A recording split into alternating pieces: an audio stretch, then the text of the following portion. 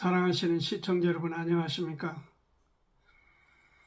오늘도 함께 할 수 있는 특권을 하나님께 감사드리고, 여러분과 여러분의 가정, 하시는 일 등에 우리 주님의 영광이 드러나기를 바라면서 이 시간을 함께 나누고자 합니다.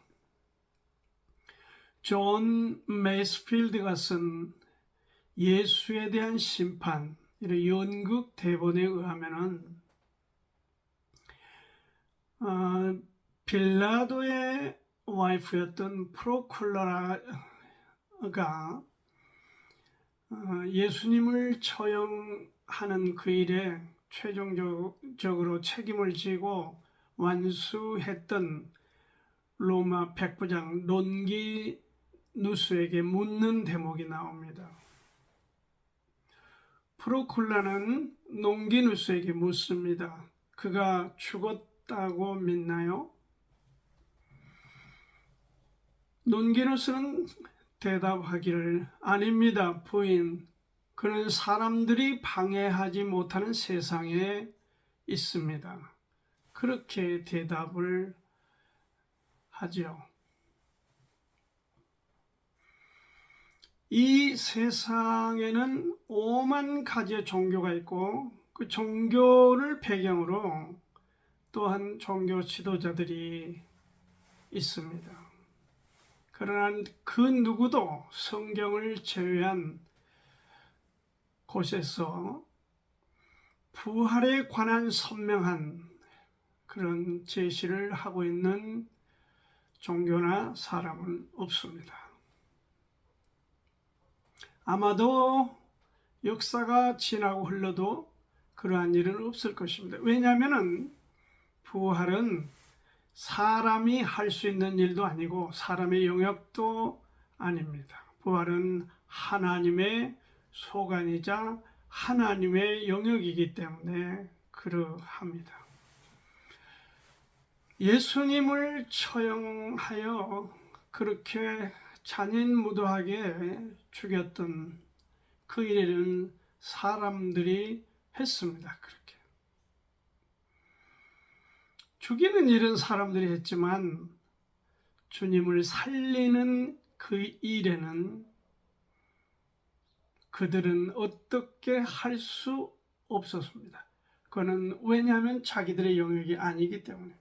하나님의 곧 전능자의 소관이고 영역이기 때문에 그러합니다.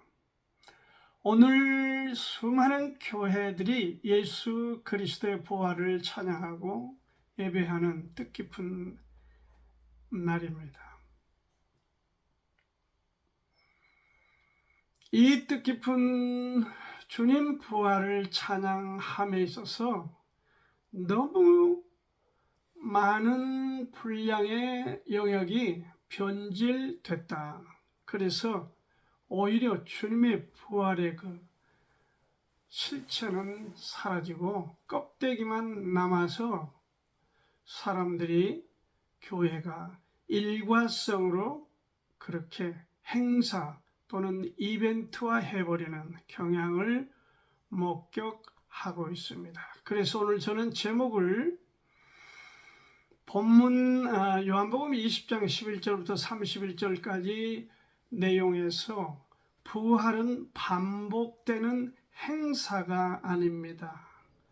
그런 제목을 잡았습니다. 부활은 반복되는 어떤 종교의식이거나 반복되는 어떤 이벤트는 아닙니다. 부활은 가장 중요한 핵심 키는 능력입니다.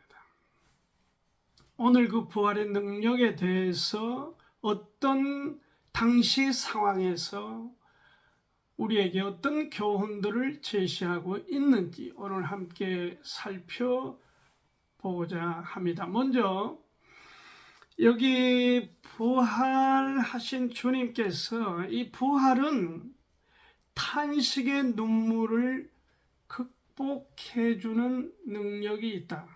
그래서 놀라운 것입니다. 11절부터 18절 본문의 말씀 잠깐 보면은, 자, 요한복음 20장 11절, 마리아는 무덤 밖에 서서 울고 있더니 울면서 굽으려 무덤 속을 들여다보니, 이 마리아가 누굽니까? 이 마리아는 막달라 마리아입니다. 막달라 마리아는 7 귀신이 들려 고생하던 터에 주님을 만나 귀신을 쫓아내고 건강한 상태로 회복을 받았던 사람, 그런 여인입니다. 그렇기 때문에 더더욱 그녀는 예수님이 자기 마음 그리고 자기 삶의 100% 소망 그 자체였던 여인입니다. 그 지금 막달라 마리아가 예수님께서 부활하신 후에 처음 만나는 주인공이 되었습니다.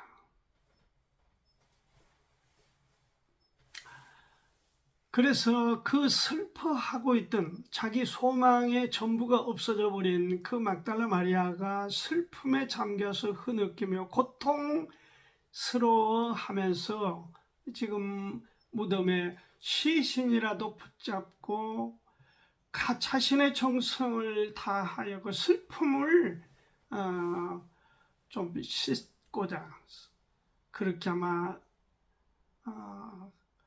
이 무덤에 지금 가서 들여다보고 있는 것 같습니다.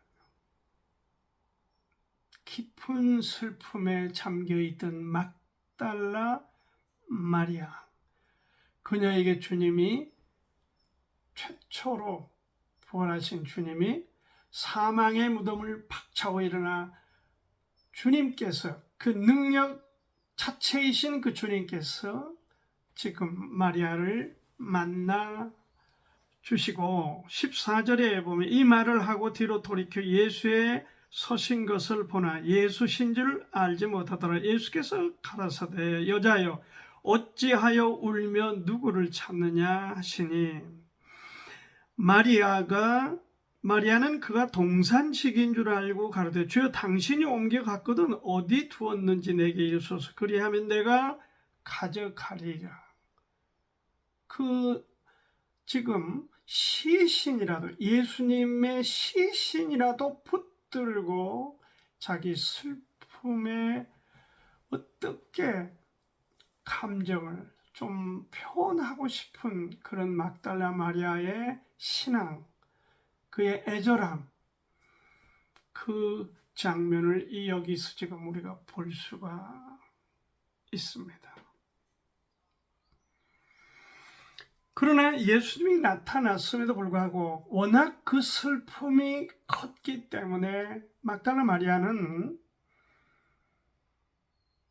그 주님을 알아보지 못했습니다. 동산지기인 줄로 생각을 했습니다. 착각을 했습니다.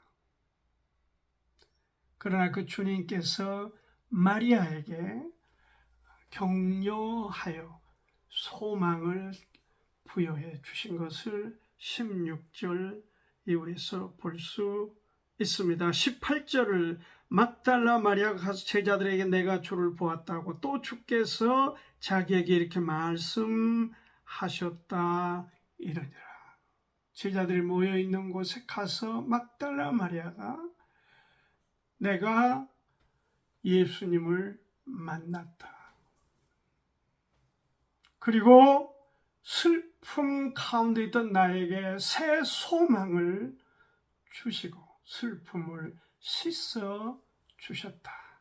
그 사실을 말했지만 제자들도 그 사실을 받아들이질 않았습니다. 부활 후에 최초로 만난 사람, 다름 아닌 7 귀신 들려 고통 중에 있던 여인 막달라 마리아였습니다. 마리아는 부활하신 주님을 만나고 새 힘을 얻었습니다. 이것이 부활이 우리에게 던져주는, 주님의 부활이 우리에게 던져주는 최고의 축복입니다. 그것은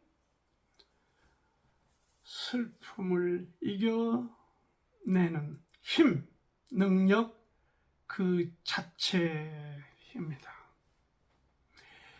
엠마오 도상에서 글로바와 그 친구 두 사람이 지금 걸어가면서 낙심하고 실망하고 상심이 되어서 발걸음이 천근만근처럼 무거운데 그들이 지금 가고 있는 도상에서 주님이 찾아오셨습니다. 그러나 그들은 주님을 알지 못했습니다.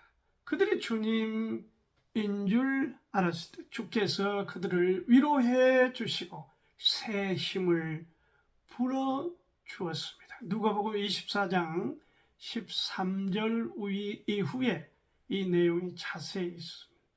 슬픔에 잠겨있는 제자, 슬픔에 잠겨있는 어떤 심령이든지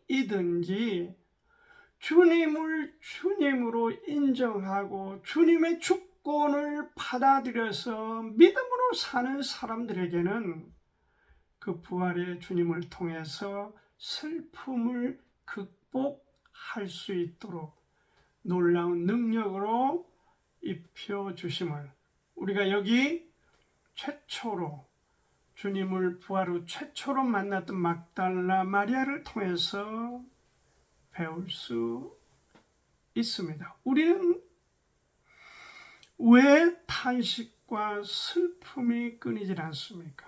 왜 우리는 그걸 견디거나 이겨내지 못하여 또는 우리 주위의 사람들이 그리하여 소중한 생명을 끊거나 또는 극단의 어떤 죄악들을 범하고 있다고 여러분은 믿습니까?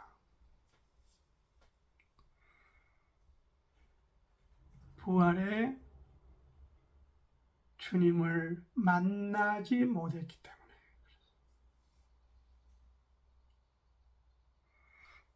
부활의 주님을 잘 모르거나 부활의 주님으로 인해서 너무 멀리 있거나 그러할 때 일어날 수 있는 일임을 여러분들에게 말씀을 드립니다. 여러분, 우리가 만약 구원받지 못했다 하면은 먼저 중요한 것은 예수 그리스도 하나님께서 그를 죽은 자 가운데서 살리신 것을 우리 마음에 믿는 것이 중요하다. 그래야 능력이 비롯되는 것이다. 주님이 내 마음에 내 삶 속에 계시지 않는데 무슨 우리가 부활의 의미가 있고 무슨 우리가 능력이라고 하는 말을 할 수가 있습니까? 오늘 우리에게 제시한 교훈, 슬픔 가운데 고통과 눈물 가운데 있는 사람들에게 먼저 주님을 알고 그 다음에 주님의 부활을 받아들여서 가까이 함께 매일 주님이 우리 심령 속에 부활하시는 그 능력으로 함께 할 때에 우리의 눈물을 극복할 수 있다 하는 것을 먼저 말씀을 드립니다. 슬픔을 씻겨 극복하여 능력으로 세워주신 막달라 마리아에게 그렇게 은혜를 베푸신 주님께서 여기 두 번째로 만나 주었던 무리가 제자들입니다. 아마 그들은 마가의 다락방이라고 지칭하는 그곳에 모여서 주님께서 말씀하신 대로 다시 내가 오도록까지 그렇게 너희들은 있으라. 그렇게 했을 때 그들은 거기서 기도하고 있었을 것입니다. 그러나 그 제자들은 지금 유대 지도자들이 유대주의의 유대인들이 두려워서 두려움에 가득 차서 그들은 지금 문을 잠그고 아마도 떨고 있었으리라 이렇게 보는 것입니다. 19절 말씀을 보겠습니다. 이날 곧 안식 후 첫날, 요즘 우리로 하자면 주일입니다. 주님의 날. 저녁 때에 제자들이 유대인들을 두려워하여 모인 곳에 문들을 닫았더니 예수께서 오사 가운데 서서 가라사대 너희에게 평강이 있을 때. 제자들의 지금 상태는 두려움에 쌓여 그 공포로 문을 잠그고 거기서 떨고 있었습니다. 그런 가운데 기도가 됐겠습니까? 불안하고 두렵고 초조하고 그런 가운데 이게 기도가 되겠냐 이 말씀입니다. 그들은 유대인들이 그렇게 두려웠던 것입니다. 두려움에 잡혀 있으면 기도하기가 어렵습니다. 예배 드리기도 어렵습니다. 잠언서 29장 25절을 우리가 합니다. 사람을 두려워하면 뭐에 걸린다? 올무에 걸린다. 사람이 두려우면 정서와 균형이 깨져버립니다. 그리고 병의 원인이 되기도 합니다. 이게 우리나라 사망자 1순위에 암이 자리하고 있는데 암의 원인이 90%가 시민성으로 전문가들은 말하고 있습니다. 시민성이 뭡니까? 마음의 근심, 두려움, 공포 그런 것들입니다. 제가 듣기로 어떤 지도자는 그 상황이 돌변해서 심각해지니까 하룻밤을 지나고 나니까 머리가 하얘져 버렸다. 그런 이야기를 제가 들은 적이 있습니다. 두려움이란 무서운 것입니다. 그런데 그 가운데 두려움에 떨고 있는 제자들의 문을 걸어 잠그고 어떻게 할 줄 모르고 있는 그런 제자들에게 부활하신 주님이 찾아오신 것입니다. 두 번째로 막달라 마리아에 이어 제자들에게 찾아오셨습니다. 그리고 주님이 첫 말씀이 너희에게 평강이 있을지어다. 두려움의 반대는 평안입니다. 내가 너에게 평안을 주노니 이 평안은 세상이 주는 것과 다르다. 평안을 이들이 주님으로부터 받습니다. 평안을 주시고 사역을 주님이 당부하신 내용이 여기 20절 이후에 기록이 되어 있습니다. 21절 말씀에 보면 예수께서도 가라사대 너희에게 평강이 있을지어다. 아버지께서 나를 보내신 것 같이 나도 너희를 보내노니 이렇게 말씀을 하며 가라. 너희들에게 평강을 주었다. 평안을 주겠다. 그러니 그것을 받아서 담대해져서 이제 하나님이 아버지가 내게 나를 보내신 것처럼 나도 너희를 세상에 그렇게 보낸다. 두려워하지 말라. 놀라지 말라. 내가 너희들과 함께 한다. 그 사실을 제자들에게 계시해 주고 있습니다.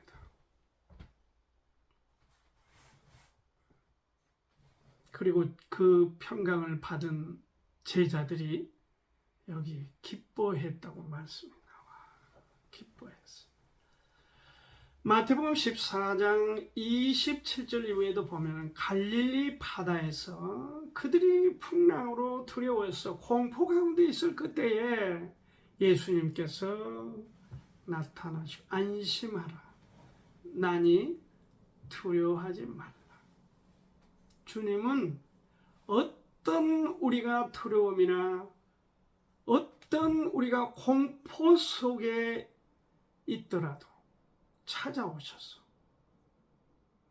평안으로 우리를 은혜롭게 안아주십니다.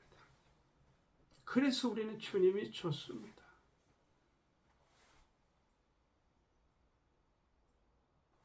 여러분, 그런데 우리가 왜 이렇게 두려워하죠? 이유는 두 가지입니다. 하나는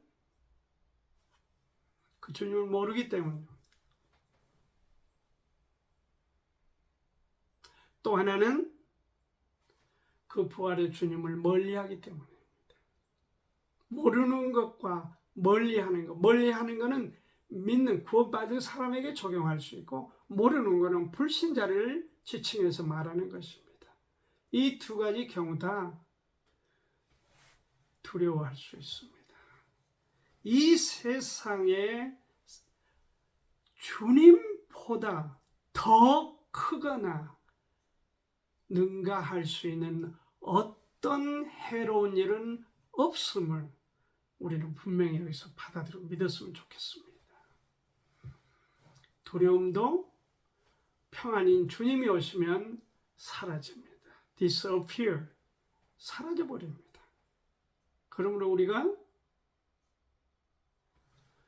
주님을 더 크게 받아들이고 주님의 능력을 더 받아들여서 그 비중으로 두려움, 공포 이런 것을 물리치는 저희들이 되기를 바랍니다.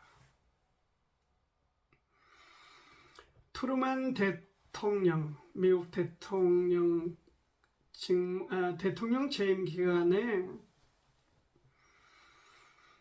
주변 참모들이나 사람들이 많이 권유를 했다는 얘기가 저는 대통령 트루만, 미스터 트루만 좀 쉬면서 일을 하십시오. 당신이 쓰러질까 걱정이 됩니다. 너무 일이 많고 경무에 시달리고 있습니다. 그때 트루만이 대답했습니다. 내가 경무를 이기는 비결이 무엇인지 설명해 드리겠습니다. 난 내 마음의 한 구석에 공간이 있습니다. 내가 너무 힘들 때는 그 공간에 들어가서 내 영혼의 쉼을 얻고 그리고 다시 업무에 임하곤 합니다. 그게 무슨 말씀입니까? 바로 부활하신 주님이 내 마음에 계심으로 나는 경무라고 하지만 극복하고 이기고 승리할 수 있습니다. 그 얘기하고 같은 것입니다. 사랑하는 시청자 여러분, 슬픔이 있습니까? 그리고 두려움이, 공포감이 있나요? 부활하신 주님을 더 깊이 경험하시기를 간절히 부탁드리고 바랍니다. 그분은 우리에게 그러한 것들을 물리치고 평안 가운데 살도록 축복해 주시는 전능자 되십니다. 마지막으로 한 가지 더, 부활은 이 의심하는 심령, 의심하는 그런 의심병을 극복해 주는 능력이 있다 하는 것을 24절 이후에 12 제자 중에 하나인 디두모라는 도마는 예수 오실 때에 함께 있지 아니한지라. 다른 제자들이 그에게 이르되 우리가 주를 보았노라 하니 도마가 가로되 내가 그 손에 못자국을 보며 내 손가락을 그 못자국에 넣으며 내 손을 그 옆구리에 넣어 보지 않고는 믿지 아니하겠노라 하니라. 도마에 관한 세 번째 예수님이 만남을 주셔서 우리에게 기록하여 교훈을 주고 있습니다. 의심도 극복될 수 있다. 도마는 부활하신 주님에 대해서 의심하고 있었습니다. 지금 읽은 대로 그렇습니다. 도마는 홀로 주님이 제자들에게 나타나실 그때 홀로 다른 데서 있었던 것으로 보여집니다. 무슨 일을 하고 있었는지는 모르겠지만 어떻든 제자들과 함께하지 않았던 걸로 보아 그 슬픔을 아니면 고통을 그 의심을 예수가 과연 이게 맞는 건가? 하나님의 아들 예수님이 맞는 건가? 정말 내가 예수님께 3년 반 동안 헛짓을 하지 않았는가? 아마도 이런 의심 속에 그는 따로 그렇게 아파하고 있었는지도 모르겠습니다. 그래 다른 제자들에게 먼저 만나신 그 주님을 다른 제자들에 의해서 도마에게 설명했지만 도마는 받아들이지 않았습니다. 왜?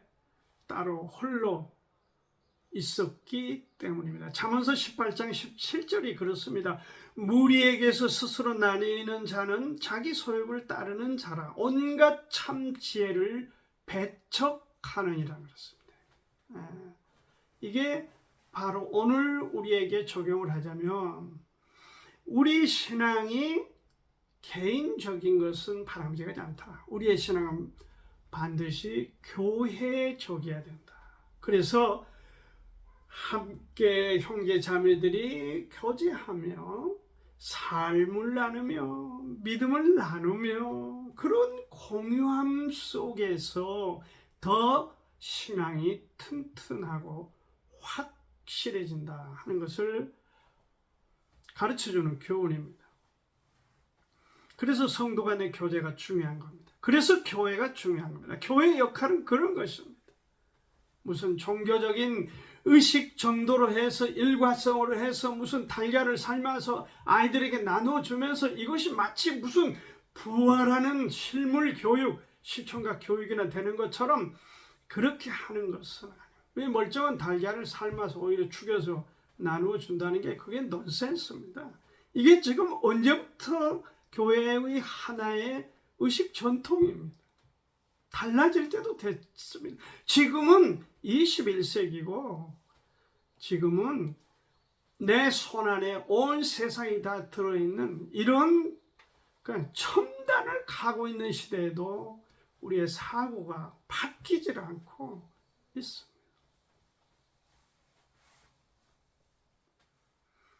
주님은 8일을 지난 후에 도마를 만났습니다. 그리고 자신을 확인시키셨습니다. 만져서 확인을 시키셨습니다.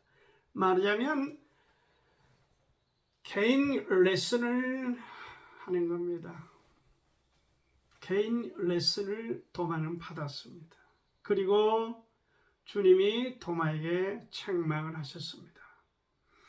보지 않고 믿는 것이 복이 있다 하셨습니다.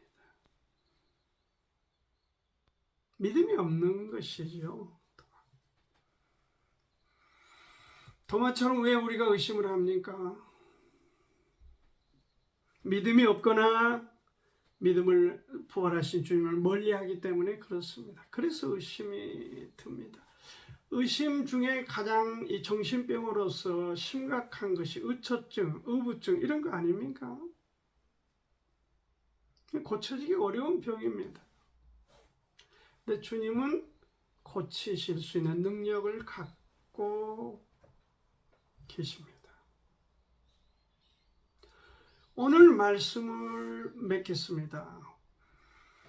부활은 반복되는 이벤트, 행사가 아닙니다. 오늘 그런 제목으로 막달라 마리아에게 나타나서 눈물을 씻겨 주셨고 두려움에 차 있는 제자들에게 찾아오셔서 예수님은 그들에게 무엇을 주셨습니까? 평안을 주셨습니다. 그리고 의심하는 도마에게 그 의심을 제거하고 주님을 바로 믿도록 복 있는 사람은 뭐라고 했습니까? 보지 않고 믿는 그것이 복이 있다. 그렇게 말씀하셨습니다. 우리의 정신적인 치유도 부활하신 주님은 가능합니다. 말끔하게 해결해 주실 수 있습니다. 우리의 슬픔도, 우리의 두려움도, 그리고 우리의 의심도 예수님을 통해서, 부활하신 예수님을 통해서 함께 했던 사람들이 깨끗하게 해결받고 씻음을 받고, 이들이 그 부활하신 주님을 만난 후에 무슨 일이 일어났습니까? 걸어 잠궜던 빗장을 풀고 예루살렘 거리로 튀어나갔습니다. 막달라 마리아도 나갔습니다. 제자들도 나갔습니다. 의심했던 도마도 나갔습니다. 그리고 예수는 우리의 주인이다, 부활하셨다, 그것을 온 세상에 증거했습니다. 오늘 그들의 증거가 여기 대한민국 우리의 심령에까지 메아리쳐서 드디어 우리도 그 부활하신 주님을 받아서 감사하고 찬양하며 부활하신 주님을 노래하고 예배하고 그렇게 하는 축복을 갖게 되었습니다. 주님은 우리를 오늘도 신뢰하십니다.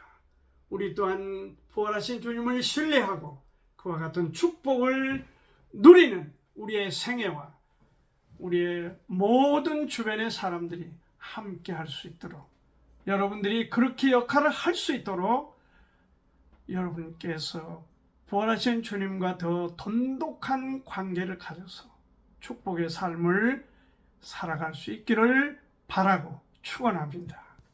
감사합니다.